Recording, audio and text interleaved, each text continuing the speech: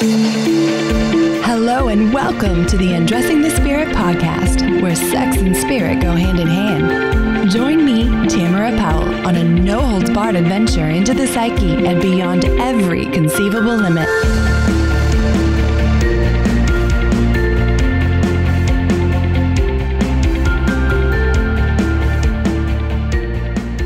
Welcome back to Undressing the Spirit, my lovelies. I am so honored that you are once again here to share some sacred space with me and our little time out away from the rest of the world. I hope you are having a great week so far, and I cannot wait to introduce you to something super exciting. Do you remember Alexandra Covucci? I bet you do. Her episode called A Child Who Craved Truth received unprecedented positive feedback, and I just knew that I had to have her back on and work with her in some capacity. And so Alex and I have teamed up to co-host a new series together that we are calling Cracked Open. Why? Well, imagine this, a clam out in the ocean, slowly opening to reveal the beautiful pearl inside. For us, that pearl represents so many things. It represents the soul, the spirit, the authenticity, the ability to connect with someone else.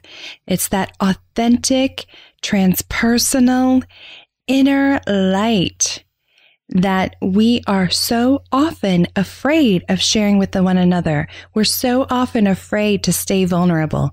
And so maybe we crack open just a little bit at times, and then we shut it back down when we get scared. And yet, in order to really live a life that is completely fulfilling and satisfying and rewarding and utterly juicy in all of the ways, we have to stay cracked open. We cannot feel truly loved if we do not feel truly seen. And so that is what Alexandra and I are exploring, the difficulties and the triumphs in living a life that is cracked open. And so without further ado, I give you Cracked Open.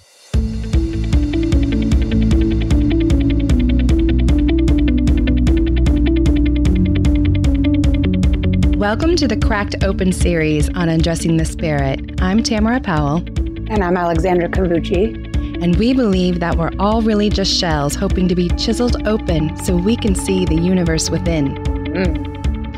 Welcome, Alex. Well, thank you. Welcome to you as well. I know. It's so fun being co-host. I have a feeling there's going to be a lot of giggling in this series. Yeah, I think so. We're kind of feeling it out and learning how to, it's like hopping into bed with somebody for the first time. What's this? What's that? What's happening? How do we do this? What's going on? That's such a brilliant analogy. Welcome everyone into bed with us.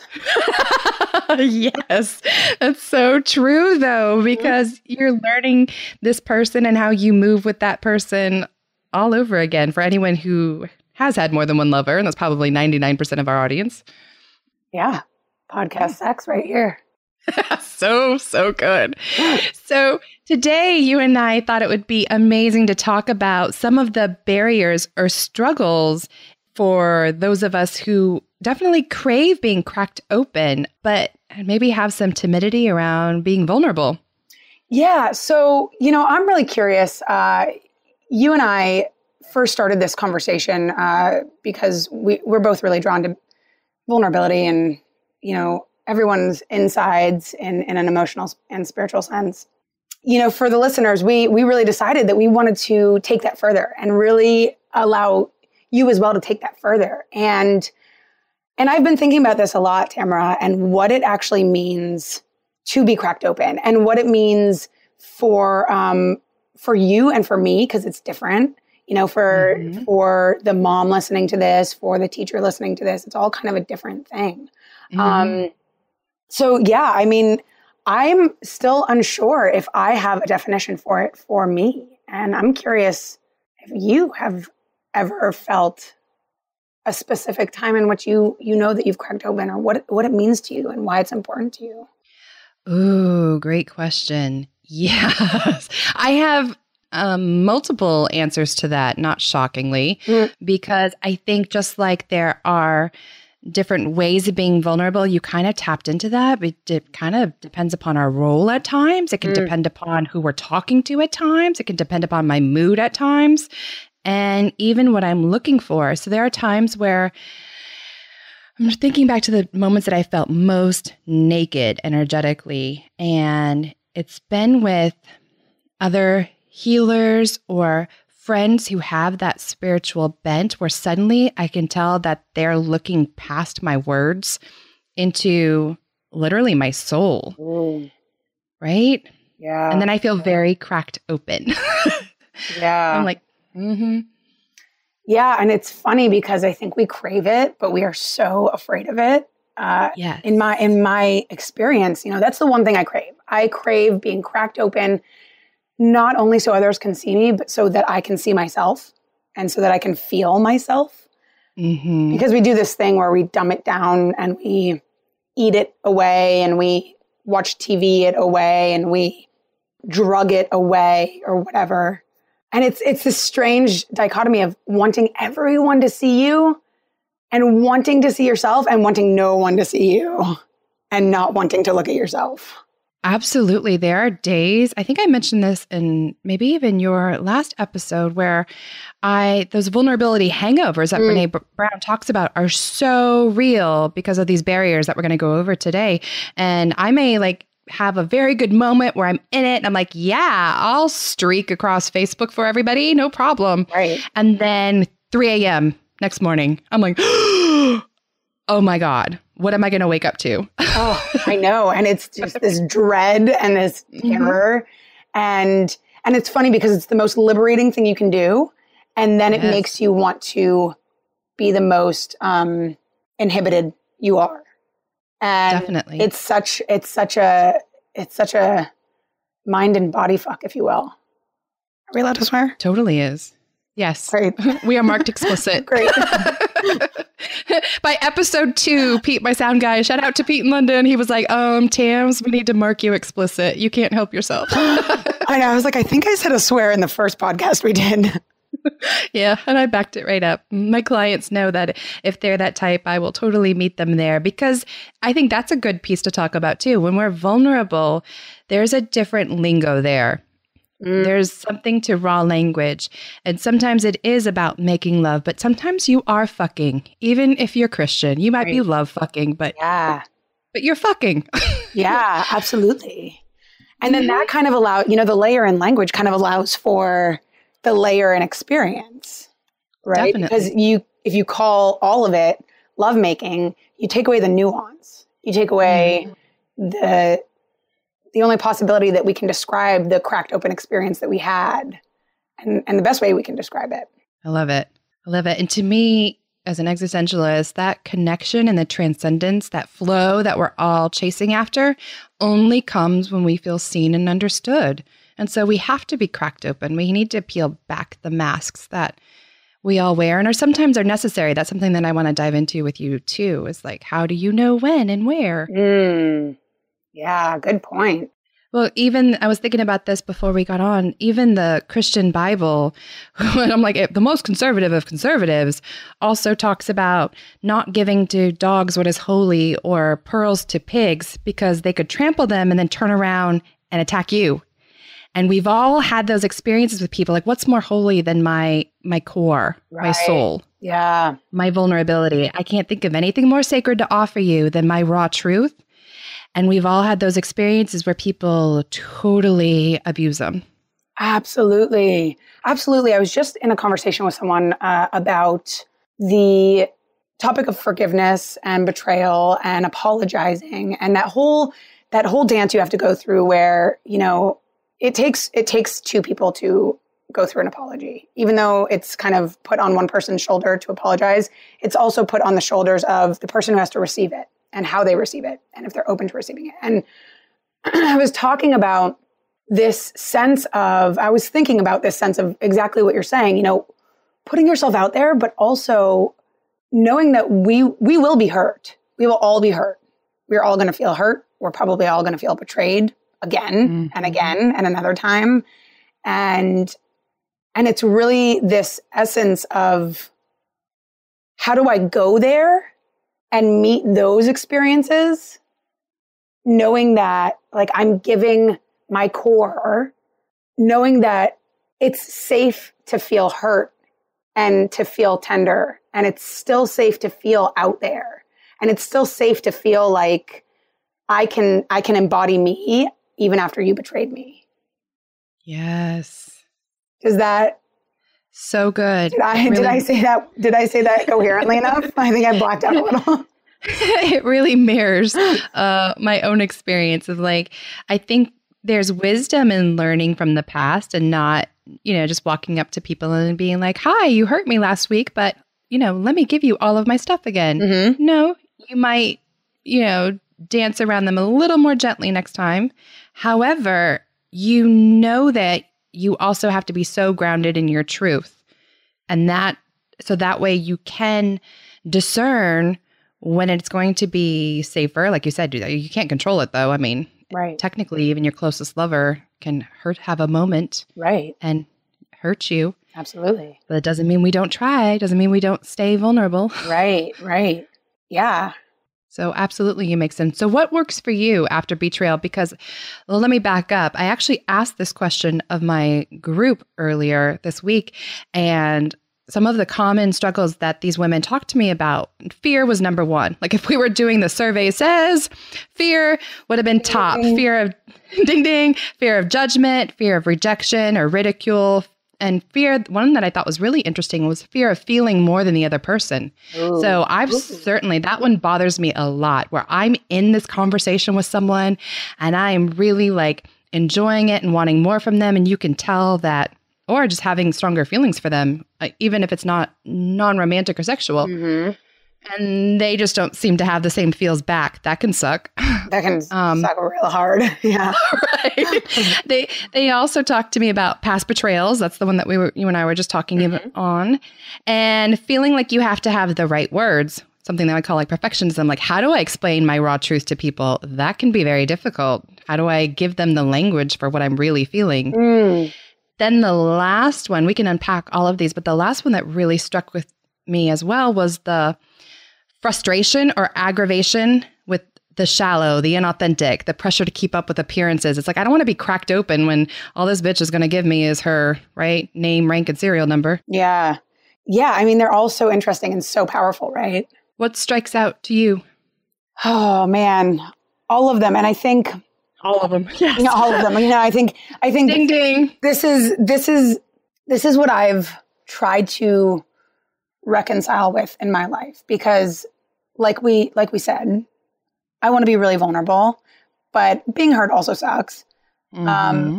But I also don't want to retreat, but I don't want to be taken for granted or taken advantage of. Right. And so it's learning this. No pressure. Yeah, I know. I know how to figure this out.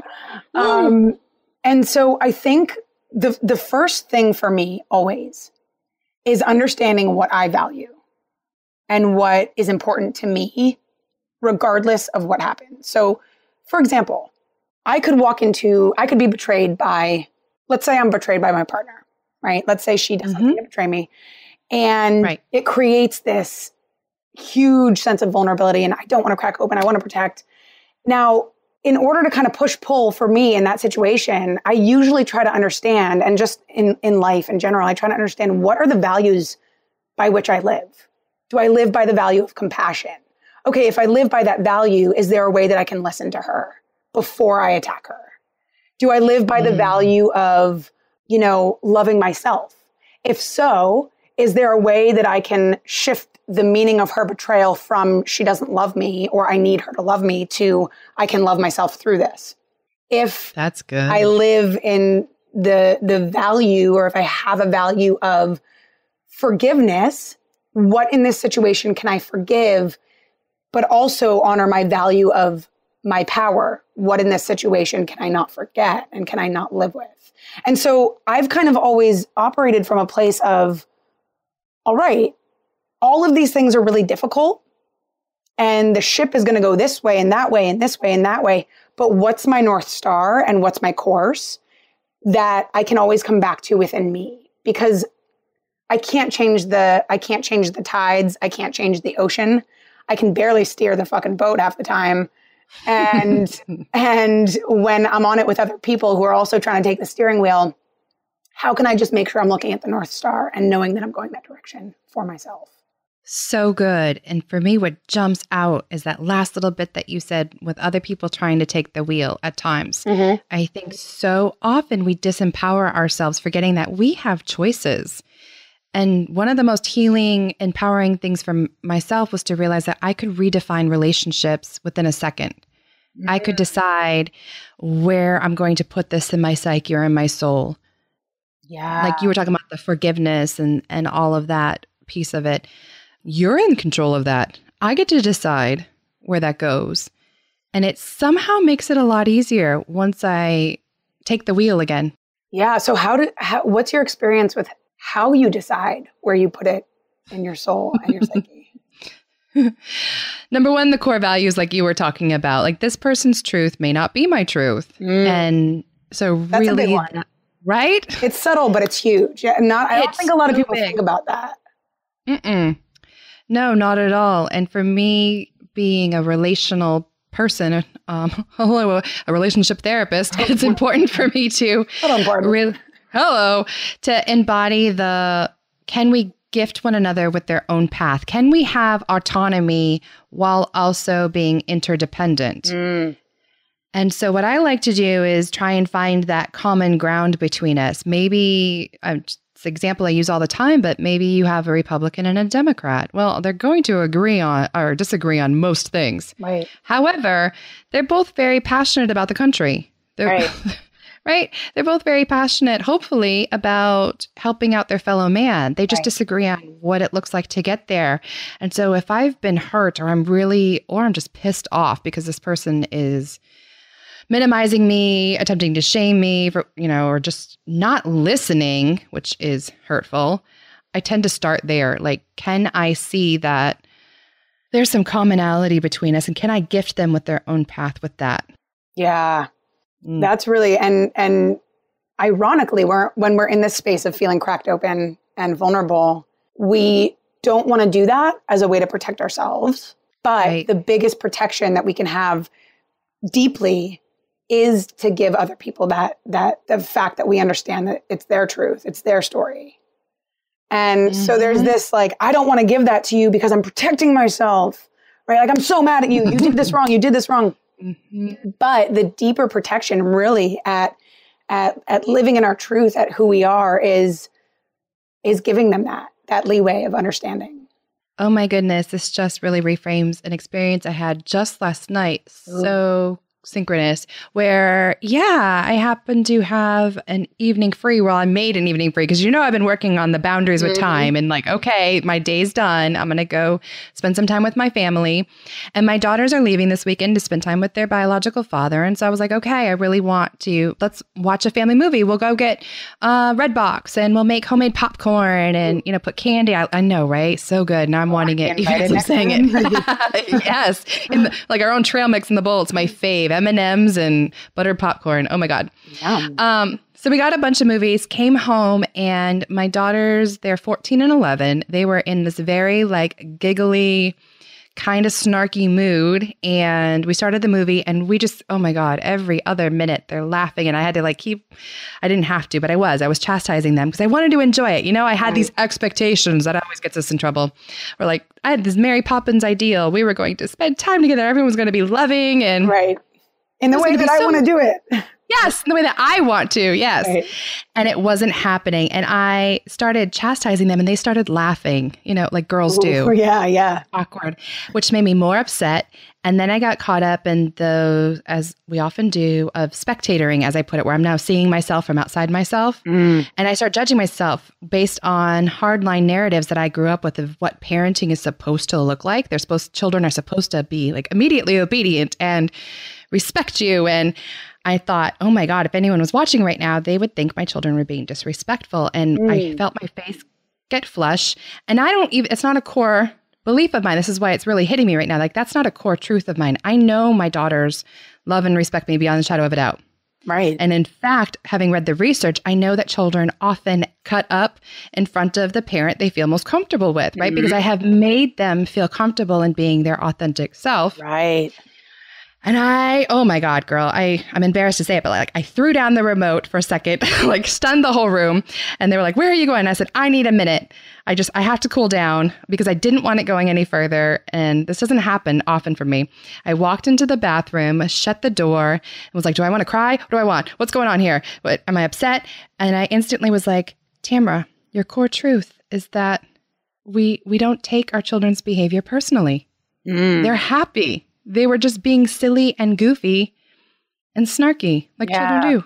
Yeah. That's big. And if you don't take this in, you can breathe and go back to enjoying yourself. And enjoying them. Yeah. And that's what I did 3 minutes later.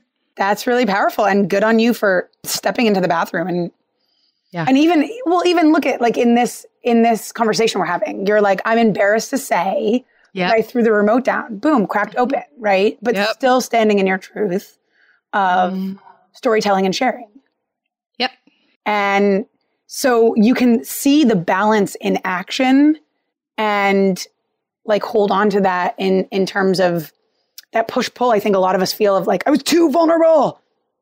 Right? Well, what is too vulnerable or what is too cracked open?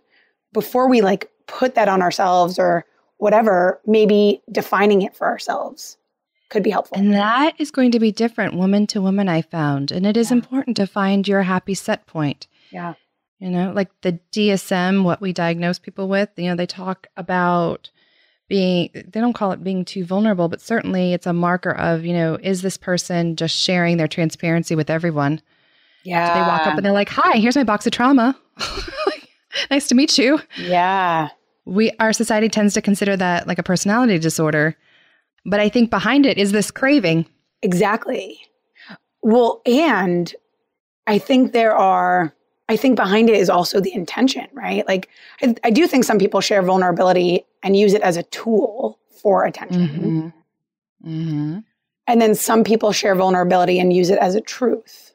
And so are you using it as a truth or a tool? Wow. And from there, you can kind of see, well, all right, then what's the intention? And if I'm using it as a tool, what's the real need I have? Is it love? Is it being held, heard? And that's so tricky because there is an element of truth to that. Whenever we are sharing, we are hoping for validation. But as a counselor, I have to, you know, caution people about what you just said of being like, but if we call it locus of control, like my area to feel like I'm in control of my life and making my own destiny and my own choices, if that is always contingent upon external validation, I'm going to struggle. Anxiety, depression, you name it, because the world is not always there to give it. Absolutely. Yeah. But that doesn't mean I don't want it. Right.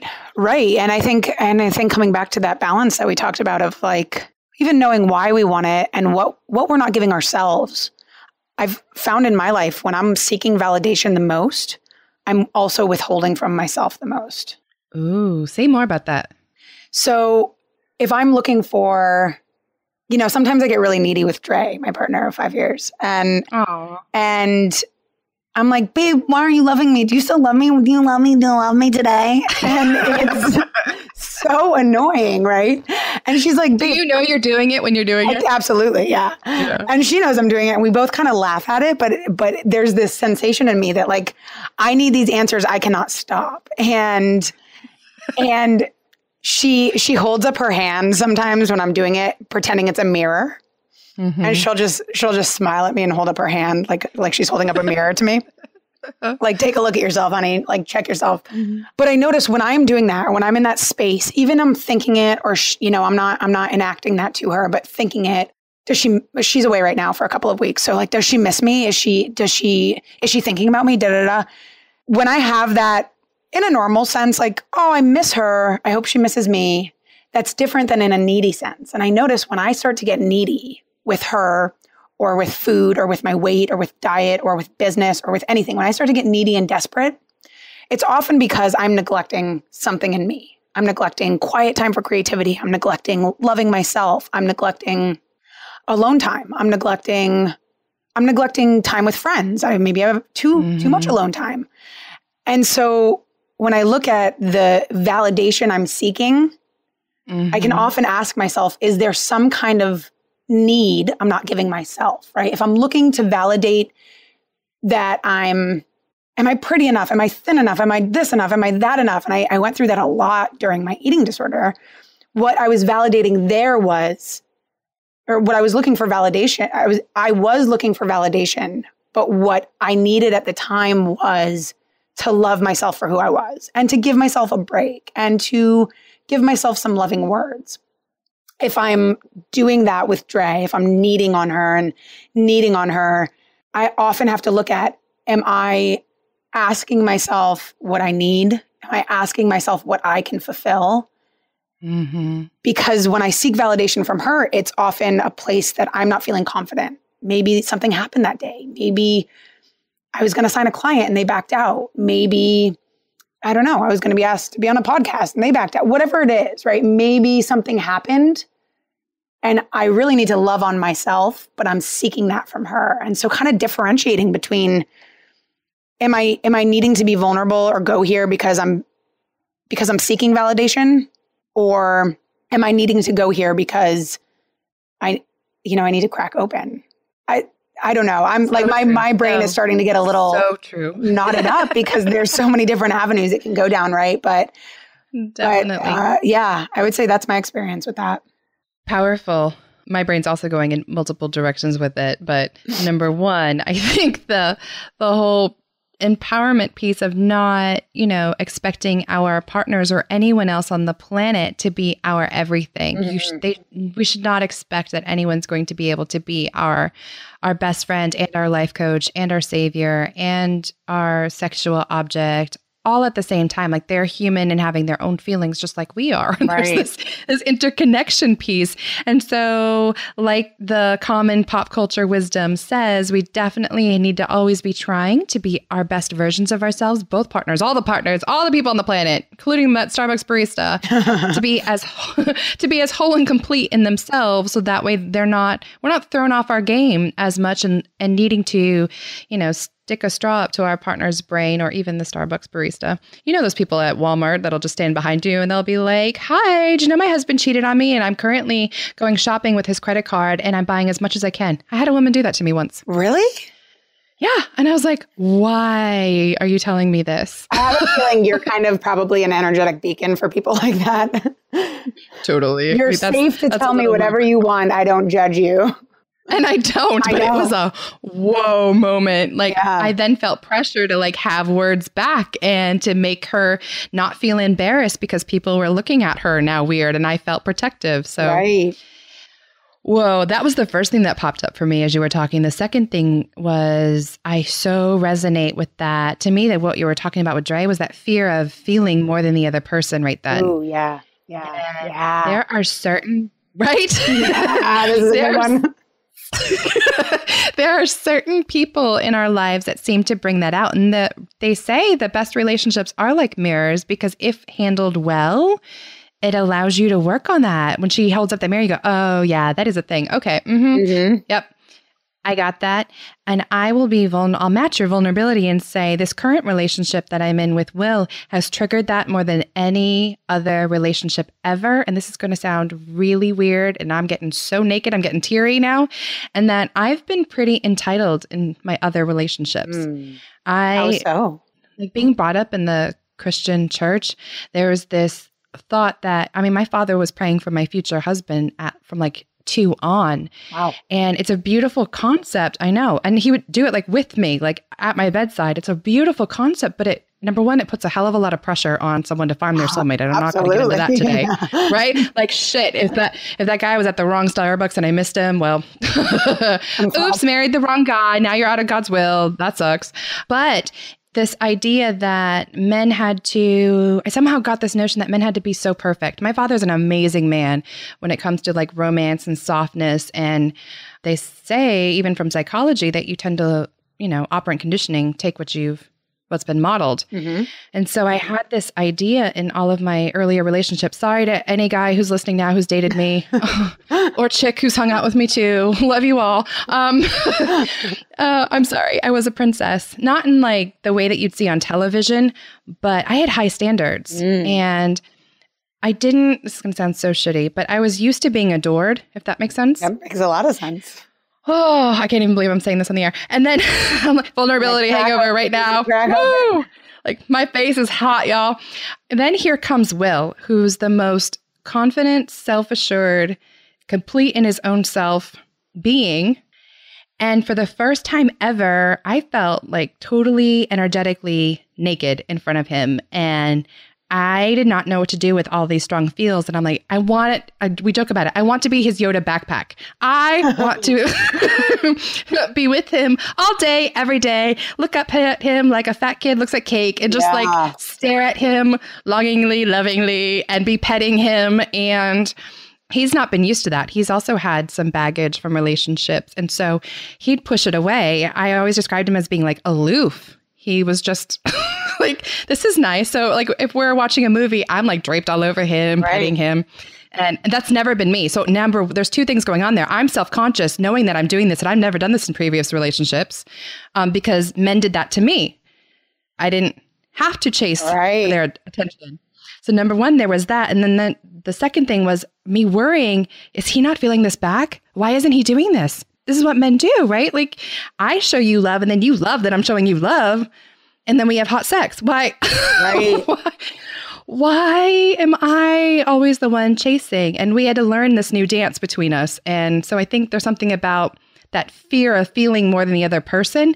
And some partners just bring that out more than others. I even feel that way with best friends. I had we call it a podmate group in college. And I'm embarrassed to say this as well. I know they listen too. So what up, guys? There was one time when they went out to drinks after class and I was in a different class and they didn't invite me. And you'd think we were in fourth grade again. They're laughing now. I know they are as soon as I'm saying this. I was like, how could you do this? Why didn't you invite me? What was going on? Like the fear of them liking each other more than they liked me. Oh, we're in our late 20s. What the fuck? Yeah. I've been through that. Both of these stories very much resonate with me in my life experience. Absolutely. Right. Yeah. Mm. I think, and it's so funny to be in those situations. If not looked at, they can become really corrosive. Yes. You got to keep that part in check. Right. When looked at, we're like, what the fuck am I doing? What is happening? That's really interesting that you recognize that in your relationship and that you've been able to explore that and get to know a different side of yourself and why and what's happening. Yeah, that's what made me write that erotic poem that's now been shared hundreds of times. I was like, what? Ow, ow. Vulnerability hangover, big time. I think we should just start calling the show the embarrassment show. Yes, that could be good.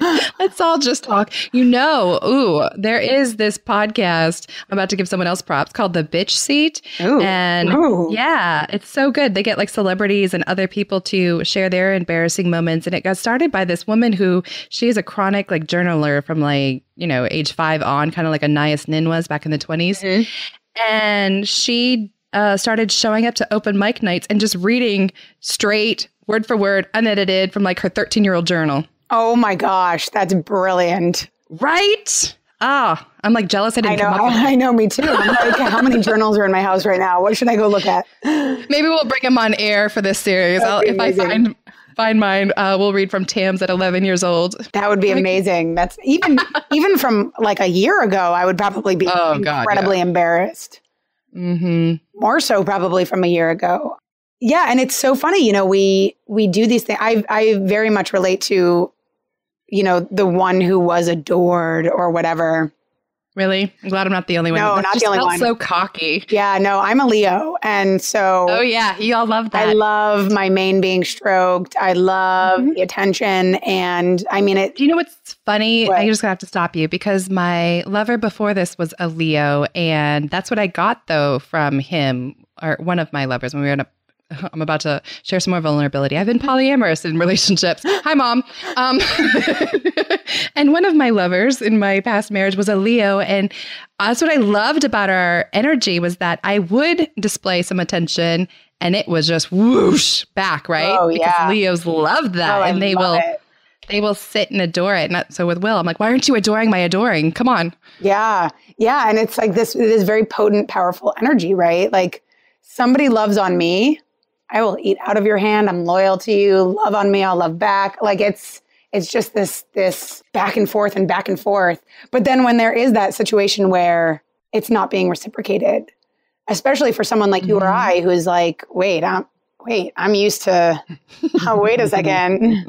This is not the response I usually get when that happens. That can be really, really, it can kind of make us feel really, really naked and start to go into that space where validation, damn it. Yes. So yeah, it's pretty powerful stuff.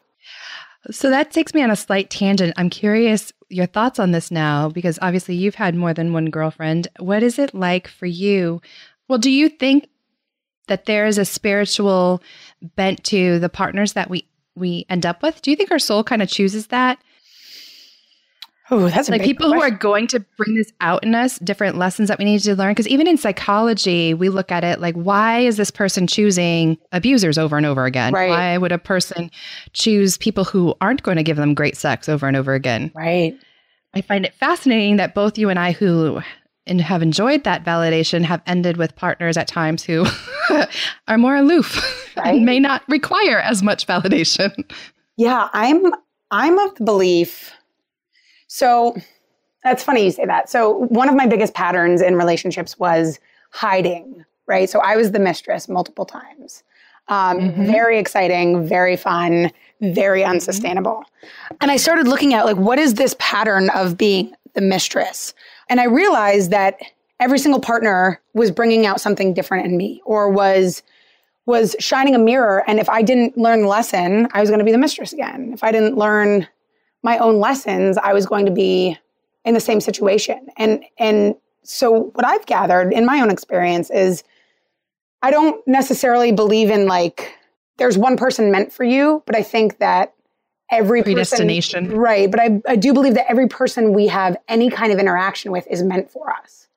Yes. In the sense that, you know, the relationship I was in before Dre was senior year of college. I hope she never hears this. She probably won't. And she was with somebody else. And I remember thinking to myself, I had just broken up with my first girlfriend. And it was painful. She betrayed me. She cheated on me. It was years and years of being her secret. I wasn't her mistress, but we hadn't come out. And so secrecy.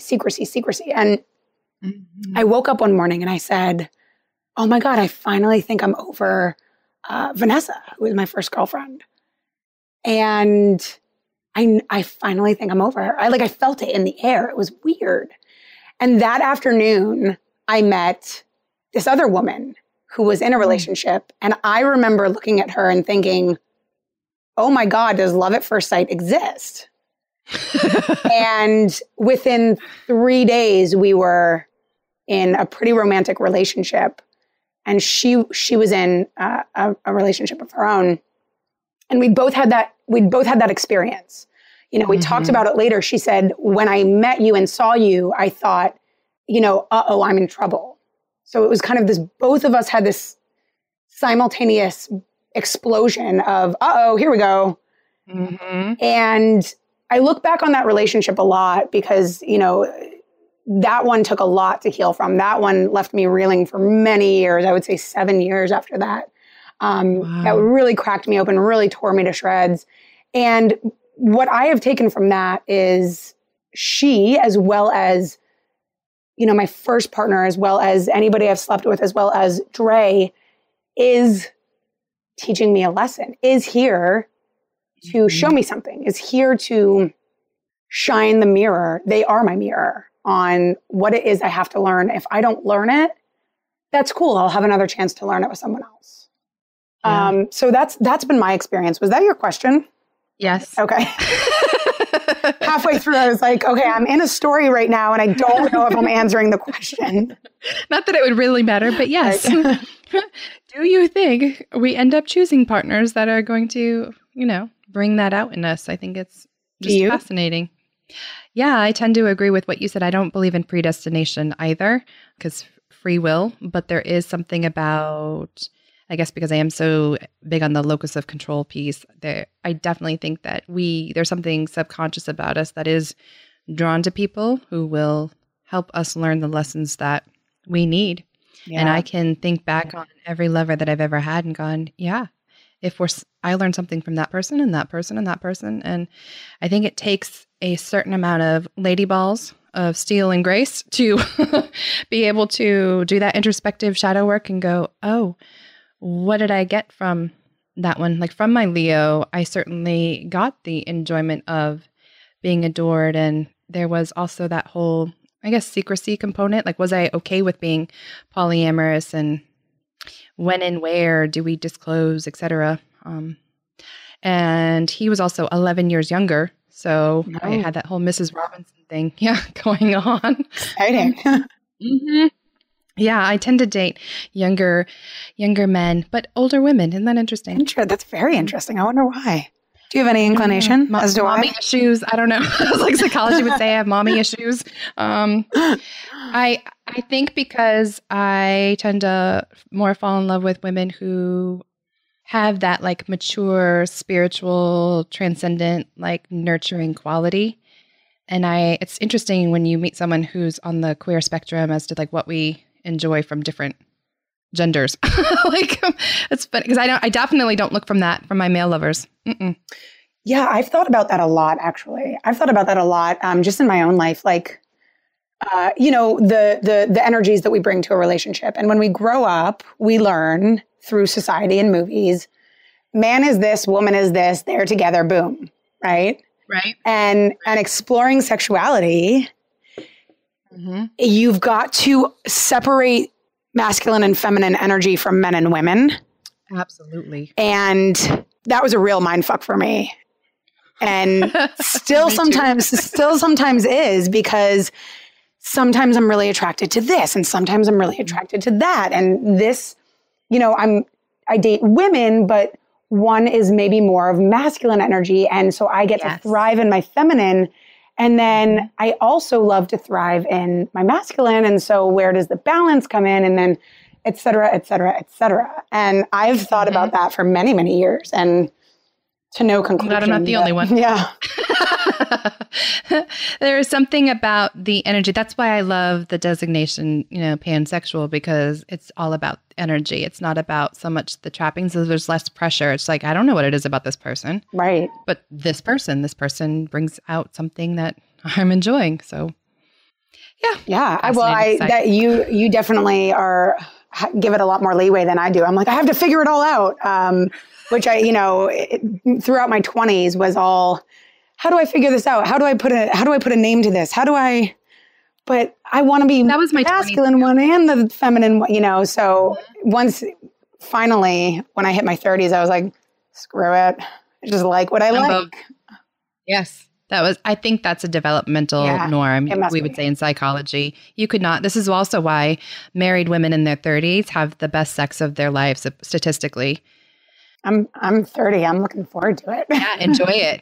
And by married, we just mean partnered, because number one, the availability is there. Number two, this whole cracked open piece, you're comfortable. You're not sitting there going, oh, what do my tits look like from behind? As I totally did in my 20s. Oh my God, is he gonna not like my freckle here? My butt jiggling. Totally. And for anyone listening, just look at their porn history. Problems, they don't mind butts jiggling. It's totally fine. I have a belly roll. Yes. They're not looking at that. If they are, then the sex isn't hot enough, because right. Who's paying attention to that? Right. Oh. So as we start to wind down, I want to bring it back to the whole reason why we started this series about with that metaphor of shells being cracked open. And for me, I first thought about Humpty Dumpty, and but then that led me to, I was thinking about a clamshell that's holding onto a pearl. Ooh. Right? Yeah. When I thought universe within, and then I thought about that Bible verse about not giving your pearls away. Mm-hmm. At least just freely, and trying to find that balance. Mm-hmm. How do we know And I also think there's something really cool about that analogy too, about like the betrayals, the fears, all that shit that we've all gone through, the past ugly relationships. I think about the clam that has to like roll around that piece of sand. I mean, that like grits on them. It literally takes something that's, not a whole lot of fun. That can't be fun for that clam tongue, whatever that thing is. Right. I don't know. Tamara's not a science person. Sorry, guys. Nor am I. All right. But then make something really fucking beautiful out of it to the point that we think it's rare and we wear it around our necks. Like it's literally like clam saliva. Like, hot. Right? So good. But that universe within, I'm also picturing like streaking down like the clam slowly opening. Oh, here's my nudity and my beauty inside. I want to hang out inside your head for a little while. Yeah, it's a party. What are some of the little, I guess, tips or things that have worked for you that you would suggest to women who are like, yes, I want to have those transcendent connections, but I'm scared? Own the pearl first. No pressure. Yeah. I mean, I would say own the pearl first. Know that it's yours. Know that it's never going to be anyone else's, even if you put it into their hands, even if they decide to wear it for a little while.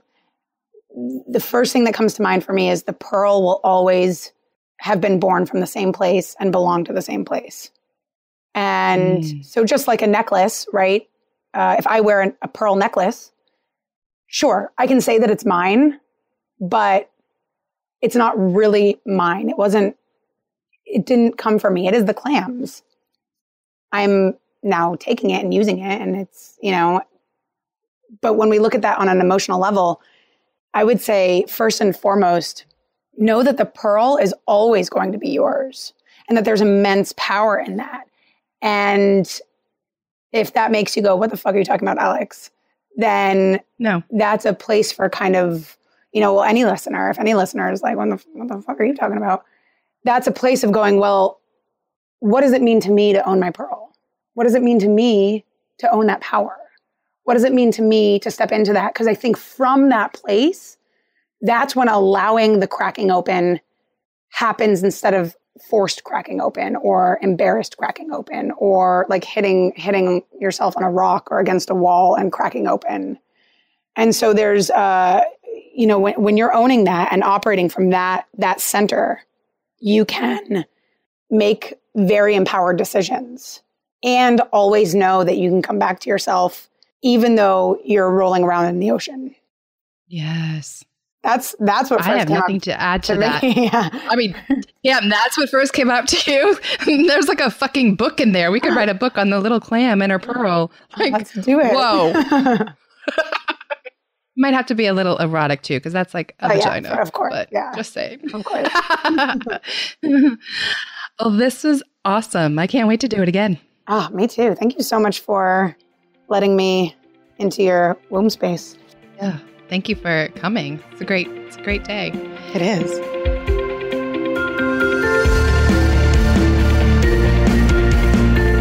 Thanks for listening to the Undressing the Spirit podcast. I pray you found some inspiration and titillation today. As always, I am forever grateful for 5-star reviews, comments, and subscriptions on iTunes and anywhere else you may be listening to this broadcast. Please note the information provided is not meant to convey professional, psychological, or medical advice. If you could use such services, I highly recommend seeking them out from someone you trust. To get in touch with me personally, please check out ariatherapy.com or talesfromatrapezoid.com. Until next time, everyone.